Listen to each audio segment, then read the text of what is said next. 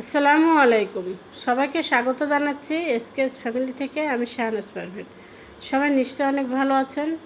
আলহামদুলিল্লাহ আমি অনেক ভালো আছি। ঘুম থেকে উঠে বেলকুনিতে এসেছি। এসে দেখি কি সুন্দর ফুল ফুটেছে গাছে। ফুল দেখে তো মনটা ভালো হয়ে গেল।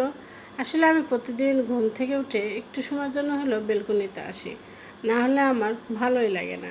আর বেলকুনিতে যখন দেখি গাছে ফুল ফুটেছে তখন তো মনটা অনেক ভালো হয়ে যায়। তাই একটু আপনাদের সাথে শেয়ার করলাম। যাই হোক, তারপরে সকালে নাস্তা সেরে নিয়েছি। আমি দুপুরের রান্না করতে চলে এসেছি। আর একদিন পরেই তো হচ্ছে ঈদ চলে এসেছে। তো ফ্রিজে যে মাংসটুকু ছিল ভাবলাম যে সেটু আজকে রান্না করে নিই। এই জন্য ঈদের দিন টাটকা মাংসটাই কিন্তু বেশি মজা লাগে। এটা আবার হচ্ছে খেতে দেরি হয়ে যাবে, সেজন্য ভাবলাম এই মাংসটাই রান্না করি। আর আমার হাজব্যান্ডের আর ছেলের তো মাংস অনেক পছন্দ। তো ভাবলাম হাজব্যান্ডও যেহেতু বাসায় আছে তাহলে মাংস রান্না করি, দুজনে বেশ খুশি হবে।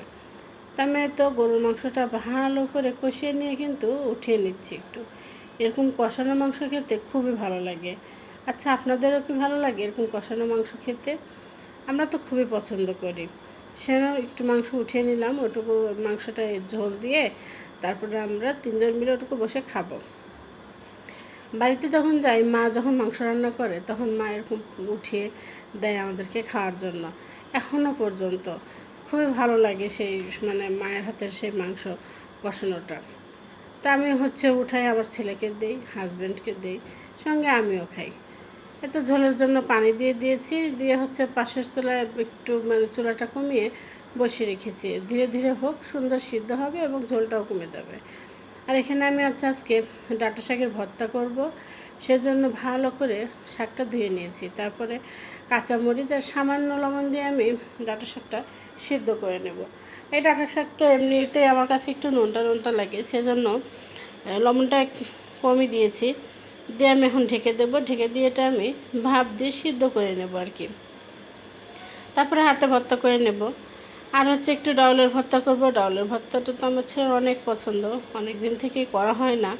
তো ভাবলাম যে আজকে একটু ওকে ডাউল ভর্তা করে দিই। ডাউলটা আমি আগে সিদ্ধ করে নিয়েছিলাম, তারপরে তো রসুন, কাঁচামরিচ আর পেঁয়াজ দিয়ে তেলে দিয়ে দিয়েছি। এইভাবে ভর্তা করলে ভর্তাটা অনেকক্ষণই ভালো থাকে, নষ্ট হয় না এবং খেতেও অনেক মজা লাগে। তারপরে সব কাজ শেষ করে হচ্ছে দুপুরে খাওয়ার জন্য বসে পড়েছি। এখানে হচ্ছে যে আমি সেই ডাঁটা শাক যে সিদ্ধ করেছিলাম সেটা হাতে ভর্তা করছি। আর শাক ভর্তাটা সবসময় কাঁচামরিচ দিয়ে বেশি ভালো লাগে। যেমন আলু ভর্তা, বেগুন ভর্তা এগুলো কিন্তু শুকনো মরিচের ভালো লাগে, কিন্তু শাক ভর্তাটা কাঁচামরিচেরই বেশি ভালো লাগে। তো আমি একটু কাঁচামরিচ আর যে পেঁয়াজটা ভালো করে হাতে চটকিয়ে নিচ্ছি। তারপরে আমি শাকটা ভর্তা করে নিয়ে আজকে মজা করে শাক ভর্তা দিয়ে ভাত খাবো।